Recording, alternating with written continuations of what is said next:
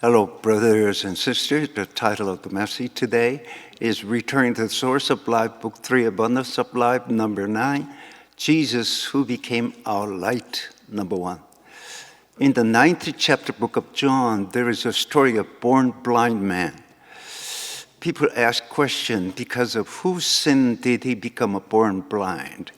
This is not an old day story. Even these days, people think about such kind of things. There are many people who think such kind of things in Christianity.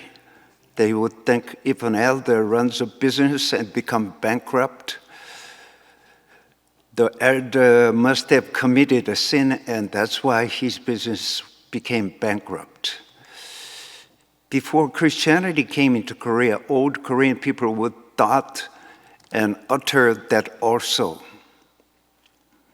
God sometimes punishes, and other times God gives prizes. That was a deep-rooted thoughts. And they often said, God of heaven will punish you. It was their common sense. And Christianity came into Korea. Christian pastors would deliver someone, if you maintain strong faith, God will bless you. They have delivered the same kind of sermon for a long time, and they deliver the same kind of sermon even now. If elders or deacons, if their business go well, they would say they receive blessing because of their strong faith. And if their business go bankrupt, they would say, what kind of sin did they commit? They don't think it's a scientific way, but just religious way. My wife's family is the same. My mother-in-law was an excellent technician in making ladies' garments. She opened a famous ladies' dress making store in Chungju area in the name of Zion Dressmakers. My wife was working at her mother-in-law dressmakers for 7 years. Maybe she made a lot of money. And my father-in-law opened up a men's tailor shop with the name Jungdo-sa. In those days, people had made their suits and paid money for 3 months or 10 months down payment. Poor people could not have made their suits because they were poor and suits were too expensive for them. Main customers were teachers, but my father-in-law was not a good businessman, as his customers were buying suits with monthly installment. He needed a lot of managing fund. He had to employ salesperson to collect monthly installment money. He had to pay a lot of money to his salesman. My father-in-law was an elder in a Presbyterian church who spent a lot of money in a wasteful way. He also donated a lot of money to various places. He often let pastors have their suits made free of charge. Suits were pretty expensive in those days. Outwardly, his business seemed to be prosperous, but inwardly his business was festering. As he did not have enough fund, he had to borrow from private fund, and interest rate was from 3 to 5 points every month.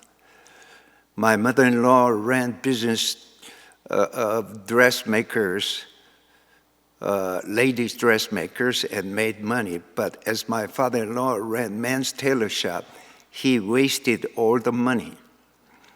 As the family economy was so poor, my wife's family faced the bankruptcy.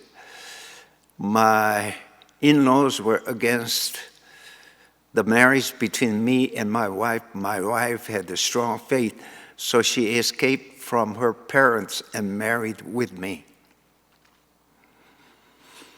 My father-in-law said, "You are the son of a widow." But as my father passed away when I was 23 years old, so it didn't make any sense. You suffered from tuberculosis. My in-laws were against our marriage. They worried about me so much because they are so much experienced people. They went through so many thick and thin.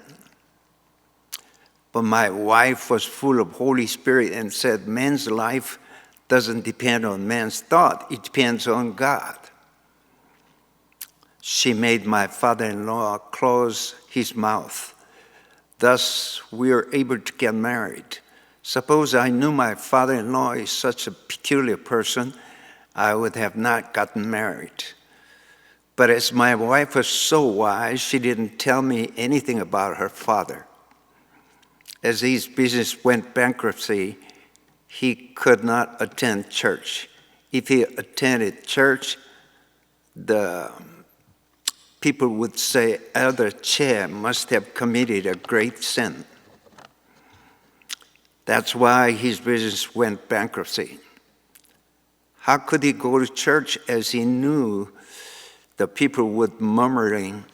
He spent the whole day reading newspaper in the dark room. He spent his time like that until he died, especially elder in Presbyterian church. If their business go bankruptcy, they cannot attend church.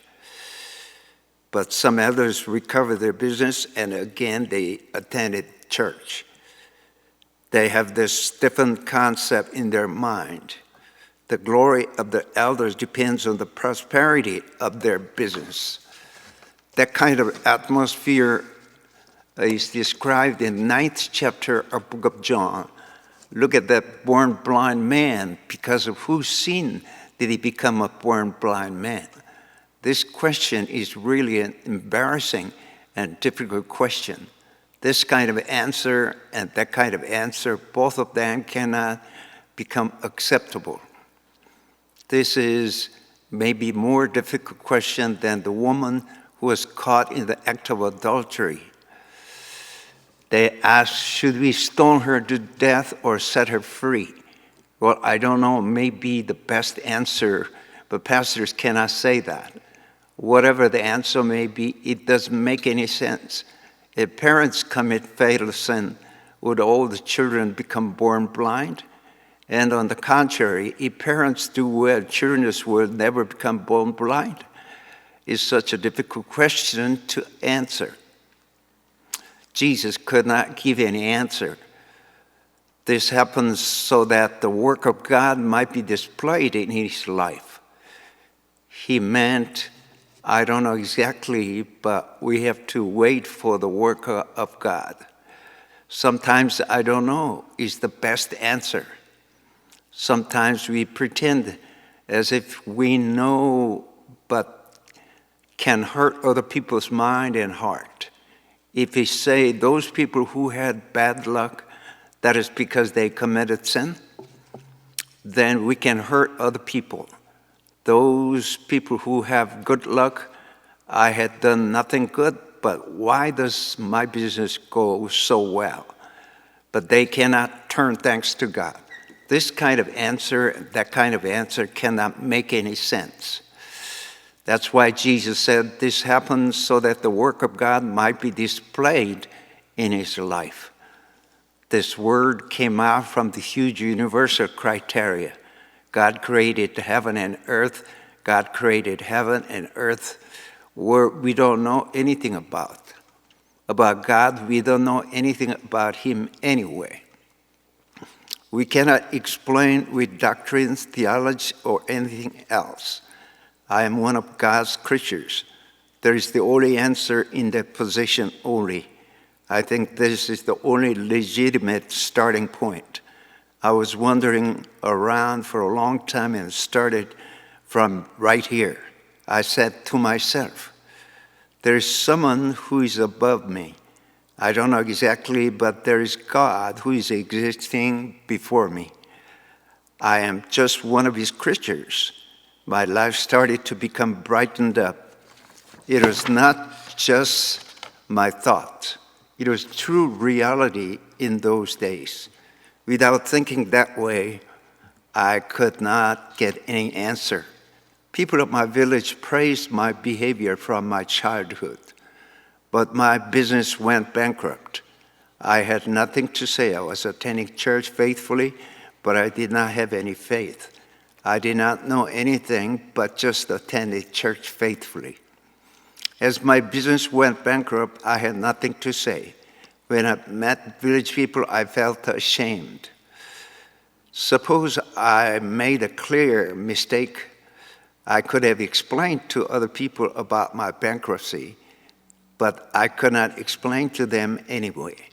People would thought, well, that kind of man must make a success. Or why did he go bankrupt?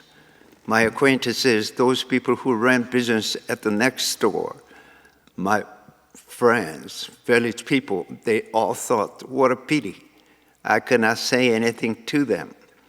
How could I make an excuse? I became a man who had nothing to say. I don't know exactly whether I got the enlightenment or got the revelation. I said to myself, I am just one of God's creatures. I don't know about tomorrow. How can I try to know God? Asking whether there is God or not, that is not suitable for me. I got the enlightenment, as if David could not put an armor of Saul. It doesn't fit to me, so he took it off. I learned the fact that kind of thought does not fit for me. I still think that way. That kind of thought is controlling my whole life. My root is right there. I myself is not mine. It was not studied from me. I don't know anything. This is my foundation. I don't know what will happen tomorrow. I am spending the last part of my life now. We don't know anything, even though I might have studied theology.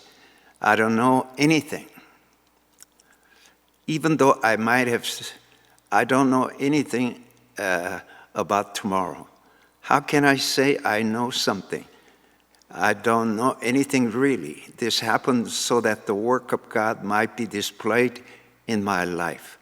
He meant we must wait and watch.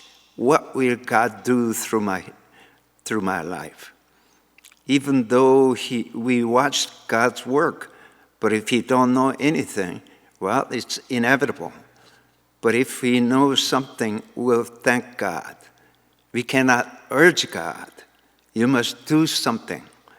Can you say, I did something, but why God doesn't do anything? Job said, what have I done wrong? But what did God say? You have something you really don't know. This is the content of the book of Job. You know all about what you have done, but there is something you don't know. How can you know that the devil had done? We were deceived as we did not know about devil's work. Suppose we knew we are not deceived by devil. Jesus said, looking at the born blind man, this happened so that the work of God might be displayed in his life. This is the gospel.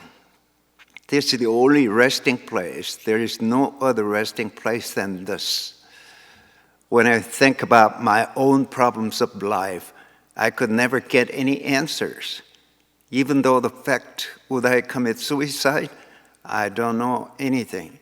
So I have to wait. It could happen or it could not happen. I cannot insist that is the only answer.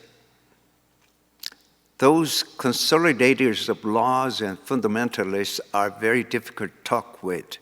They cannot get ultimate answer. Fundamentalists try to interpret everything with their Bible knowledges.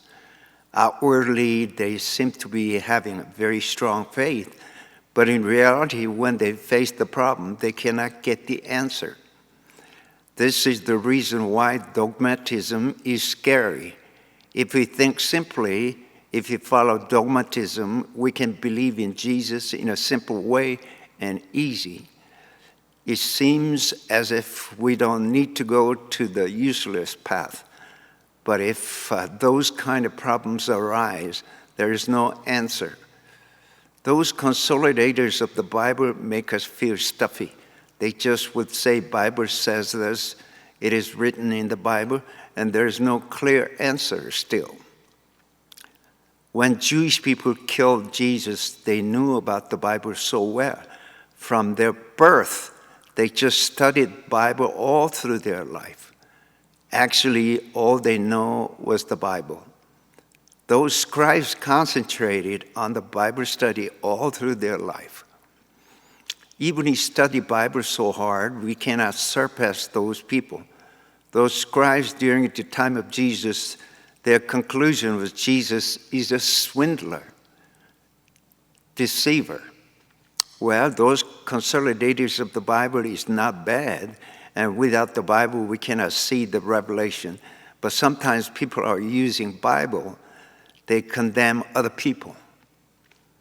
They will die and they will kill other people.